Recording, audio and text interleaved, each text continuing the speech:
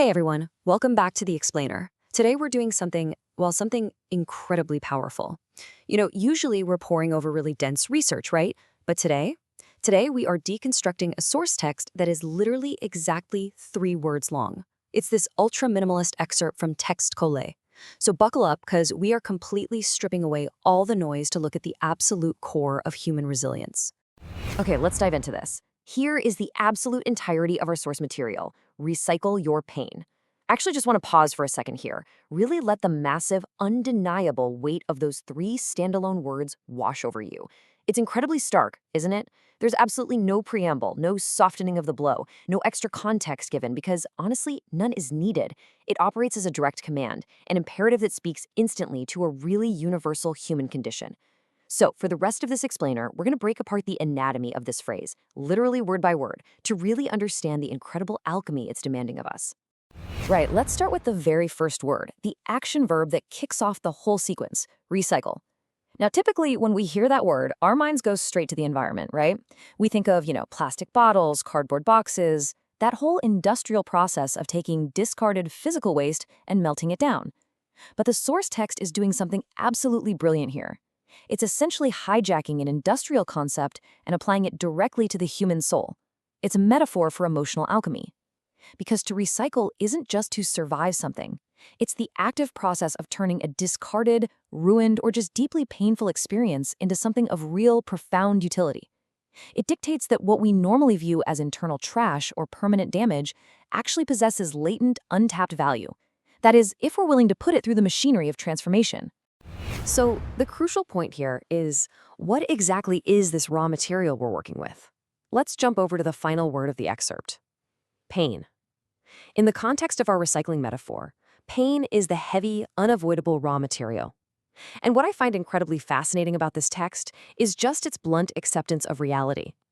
Notice how it doesn't say avoid your pain. It doesn't say cure your pain. And it certainly doesn't say hide from your pain. By commanding us to recycle it, the text inherently accepts that pain is just a given. It's a resource we all inevitably accumulate simply by living our lives. It acknowledges pain not as some final destination, but simply as an input. A heavy, dark, and dense input for sure, but an input nonetheless. And this actually brilliantly illustrates a core dichotomy hidden within the short phrase. It brings up a pretty stark reality. Think about it. If we don't follow the text command, what actually happens to our pain? Well, kind of like a landfill. It just becomes waste. It just sits there. It's stagnant. It pollutes our internal environment, and ultimately it becomes destructive. It just weighs us down and serves absolutely zero purpose. But flip to the other side of that equation, and we see the vision the text is really pushing us toward: recycled pain. By putting it through a process, that exact same heavy material is repurposed. It becomes constructive. The text implies that your greatest hardships can literally become the foundational building blocks for your future strength, or empathy, or wisdom. The material itself doesn't change. What changes is entirely how we process it.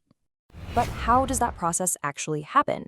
Well, that brings us to the most intimate, almost confrontational word in the entire excerpt, the connective tissue, your. It's not recycle the pain of the world, and it isn't wait for time to recycle pain. It is your pain. This text is a specific call to absolute individual ownership. It enforces a really radical personal agency over the raw material of your life. Because, let's face it, no one else can step into your mind and do the emotional recycling for you, right? It's a deeply solitary responsibility. By placing the word your right smack in the center of this command, the text is actually empowering us.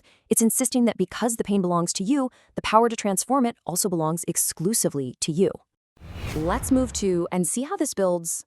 Let's actually step back and look at the mechanics of what this text is demanding. If we take the physical process of recycling and map it directly onto the concept of human emotion, as embedded in the quote, we get 3 clear, distinct steps. First up, acknowledge. You can't recycle something if you pretend it isn't there, right? You have to gather the raw material. You have to look directly at your pain. Second is process. Now, this is the heavy lifting. In physical recycling, this means melting or crushing. Emotionally, it means actually sitting with the hardship, analyzing it, and breaking it down into its core lessons. And finally, repurpose. This is the implied result of the text, taking those broken down elements of your suffering and literally casting them into a completely new mold. Now, what's truly fascinating is the way these elements synergize when we bring them back together. We've completely torn it apart, but let's look at the excerpt as a unified whole once again. Recycle your pain. When you read it right now, having unpacked all those layers of industrial metaphor, radical ownership, and emotional alchemy, it kind of stops feeling like a simple sentence and starts feeling like an absolute imperative. It's a unified command for survival and growth. It takes the darkest parts of the human experience and, honestly, through the sheer force of three perfectly chosen words, injects them with real hope and utility.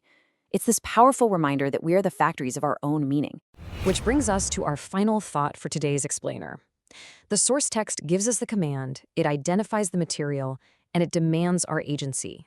But, very intentionally, it leaves the end product entirely up to the individual. So I want to leave you with a provocative, lingering question, one directly inspired by this striking metaphor. What will you build when you recycle your pain? Will you build resilience? Will you build a deeper capacity for empathy? Or maybe you'll build art, or drive, or just a completely new understanding of yourself. The raw material is already right there in your hands. The machinery is waiting. It is entirely up to you to flip the switch.